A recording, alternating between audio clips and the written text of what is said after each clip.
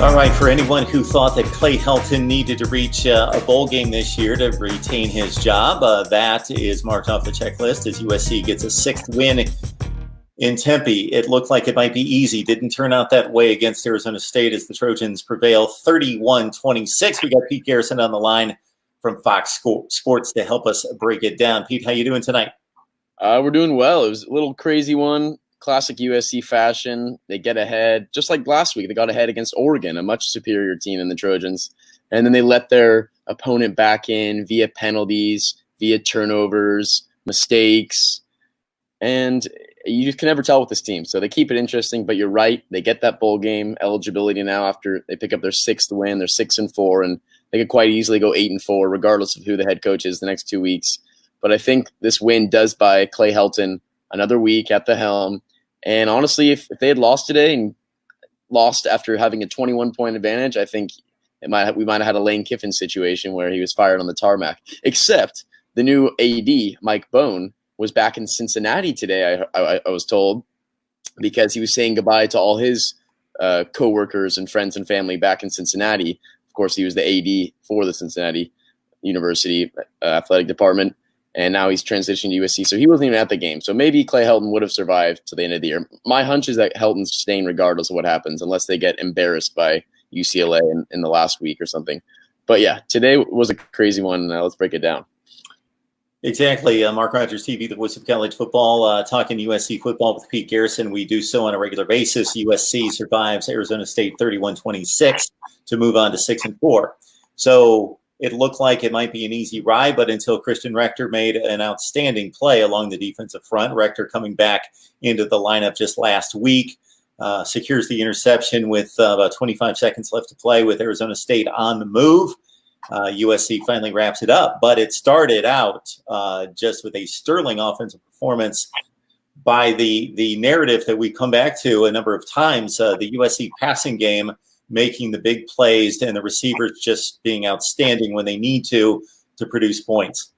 Yeah, it's called an air raid offense for a reason, and so far it's Keaton Slovis is loving the system. And how could you not when you have Amon-Ra St. Brown, Michael Pittman Jr., and Tyler Vaughns, who actually Vaughns was pretty quiet all day, but Pittman and St. Brown went off. Pittman had 146 yards. Brown had 173 yards, including a 95-yard touchdown on a 3rd and 5 in USC's own end zone. Slovis threw the ball.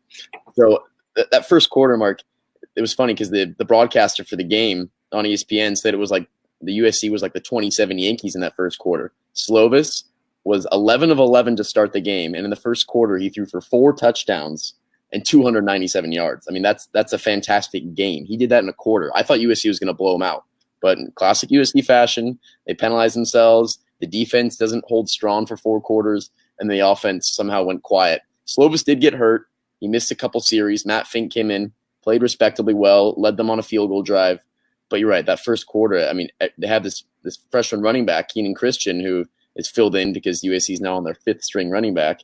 And he didn't run exceptionally well out of the backfield. USC doesn't run it a lot, of course, with the air raid offense.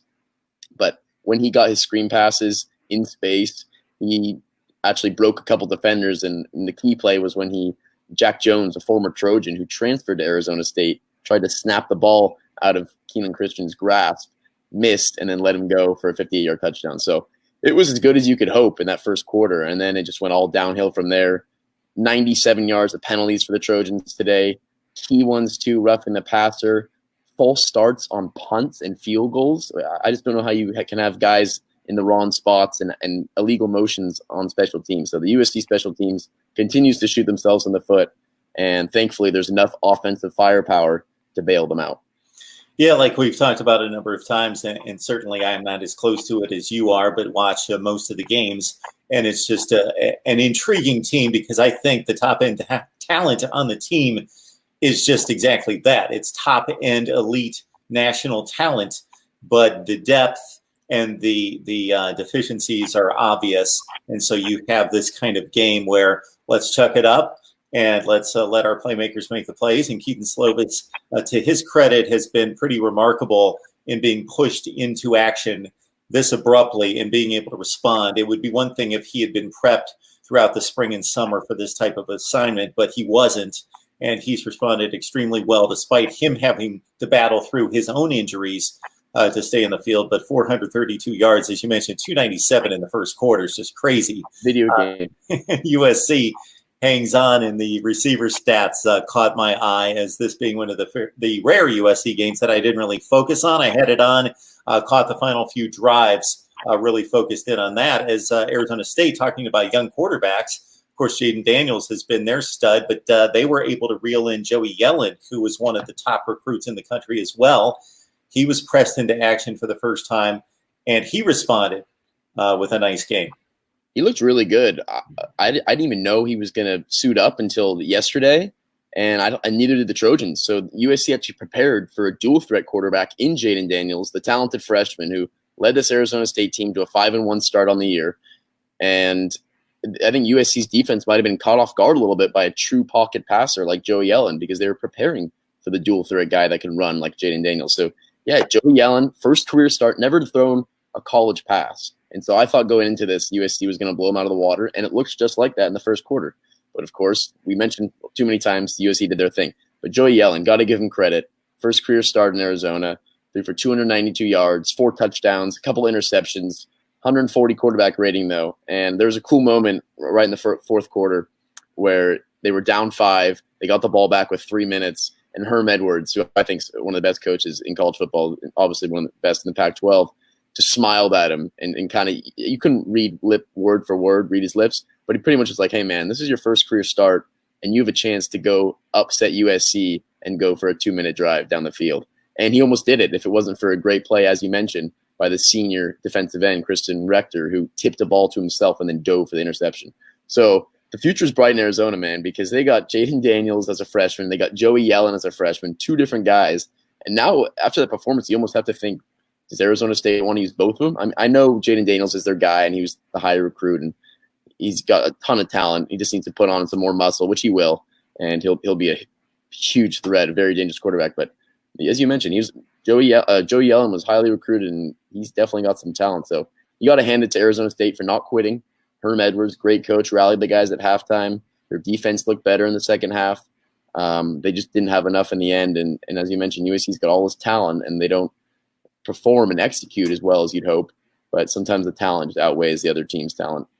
It's funny, Pete, because I caught the same exact sequence of Herm Edwards on the sideline with Joey Yellen late in the game, right before that final drive. And it was just cool to soak up in regards to thinking, okay, these guys take this extremely seriously. This is big-time Pac-12 football. They want to win this game desperately. But Herm Edwards, being the mentor, being the coach, understanding the big picture. This kid may not pull it out. We know where we were in the first quarter, giving up 28 points and down by 3 touchdowns. We're just happy to be here. Why not give this kid just a boost of confidence? Let him know, hey, this is fun. Go out there and have fun. See if you can pull it out. Exactly. And let's go after it. Exactly. It's just a game. And there's another moment, actually, just talk about the humanity aspect of sports, where when on Arizona, when they scored one of their touchdowns late in the third quarter, they got an unsportsmanlike penalty because their receiver went up and high-fived 4 fans. And I know the refs are told to call the penalties the way the rule book says. You can celebrate with your teammates all you want and on your bench as long as it's within the rules and sportsmanlike. But the fact that you can't high-five 4 parents or 4 fans or 4 donors of the program at Arizona State on an 85-degree day and in November, I just don't see that. But that's besides the point. That's just little things that you pick up watching a full game. But yeah, impressive game by Joey Yellen and Arizona State. They're going to be bowl eligible. They get to face Oregon State next week, and I have them winning that game for sure. And meanwhile, USC, as we mentioned, is bowl eligible. And I actually kind of want to ask you a question, Mark. Clay Helton seems like he's gone. I think he's gone. I think with the new AD in place just a few days ago, actually, Mike Bone, he's not going to fire Clay day 1 or week 1. But I think at the end of the season, Clay's going to go. And I'm sitting in Fox Sports right now. Ran into Urban Meyer today. He's hanging out with Reggie Bush and Matt Leinart every day. So you got to think those guys are chirping in his ear, right? Telling him, hey, man, you like LA now? It was 86 degrees today in LA, Mark. I went to the beach before coming to work today. So how can you not like it? But I'm as interested. If Carol Folt, the USC president, said that she probably doesn't want to hire Urban Meyer because of his prior record and what happened at at Ohio State, of course. It was a huge story. And she's very by the book, and she's an awesome leader and everything, but I don't know if she wants those scandals and those little things on her record. So if USC doesn't go after Urban Meyer, two names that come to mind are James Franklin and PJ Fleck. PJ Fleck just signed that huge contract extension with Minnesota, but there is a buyout, I heard, in the contract. I didn't know that initially, but there is a buyout for $10 million or something around that number. And I don't see PJ Fleck leaving this year, but maybe in the future he thinks, USC over Minnesota. Have you heard any rumblings of any other coach candidates? So Matt Campbell's name at Iowa State typically comes up just because of the work that he's done in building that program. And hey, minutes before we jumped on here, I just saw him bring back Iowa State from 3 touchdowns down and seemingly out of the game to within a 2-point conversion. He went for it against Oklahoma. Otherwise, they would have gone to overtime. And the exceptional job that he's done with the recruiting limitations and challenges that he has at Ames, he seems to come up, and I think he does an outstanding job there. Dave Clawson at Wake Forest is a great coach that does more with less as well. But yep. PJ Fleck, I would love to see PJ Fleck in Southern California to see how that would mesh. That could be tremendous because PJ Fleck, he either rubs you the wrong way, but I think most people he sells himself and he wins them over. And they were talking about it during the broadcast today, in which they upset Penn State, in that the broadcasters doing the Game Time Blackledge and Sean McDonough said that that was the first time that they had met PJ Fleck, and they were won over. And he's won over the players, and obviously, the job that he's done there is just crazy good. It's funny you say that, Mark, because as you mentioned, Sean McDonough, all the broadcasters obviously have a meeting with the coaches and players before, and that's when you really get to know guys. And I've never seen PJ Fleck in person, but I saw a little snippet of his post-game press conference today, and the message he gave to his undefeated Minnesota Gophers after beating a very good Penn State team. I don't remember word for word what he said, but just the way he delivered it and the way he captured the players' attentions in the room, they were all just sitting there like they were, in church or something. Like they weren't going to interrupt him. They're totally bought in. And I think Clay Helton has the Trojans bought in. I think the players love playing for him, but I don't think they feel very disciplined. I don't think they're worried if they make a mistake that they're going to lose playing time or have to do anything extra. I think they're very comfortable with him, and he's almost like a friend to them more than a mentor or a coach. And I don't know PJ Fleck really well or his story, but based on that press conference and his body of work, he's a very respectable man. And you mentioned that'd be an awesome option, but I don't see him going just because of that extension. You don't really sign an extension just to leave shortly after. And Urban Meyer, or maybe Urban Meyer's loving working at Fox and loving doing these Saturday big noon Fox shows. And if so, good for him. Probably a lot less stress than winning by 5 in Arizona with your second and third string quarterbacks out there. But I'd love to see him at USC. And I think right now USC has one of the worst recruiting classes in the Pac-12. And they've never been out of like the top 5 in the Pac-12 for years. And now they're way out of that. They're the bottom end, which is just, it goes to show you that I think recruits aren't trusting of this USC program and don't know if Clay Helton's going to be there in the future. So how can you recruit when your coaching staff could be shooken up? So I think if Urban comes, just his name would automatically draw recruits, just like Cliff Kingsbury did when he was announced as the offensive coordinator. So absolutely. We see where the coaches have a different vibe, a different attitude for the most part. The Dabo Swinney model being the new wave of coach.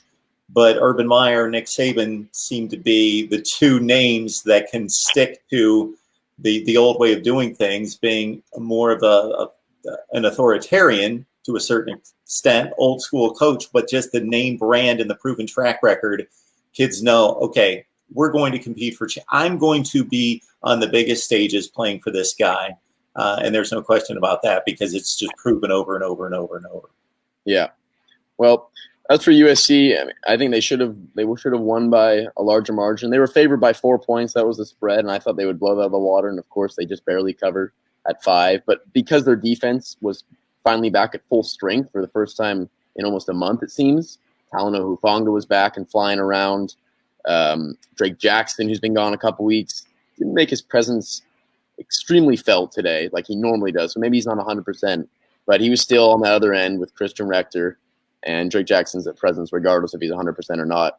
And then Michael Pittman was actually injured, but he still went off for 146 yards. So it was pretty much a fully healthy Trojans squad.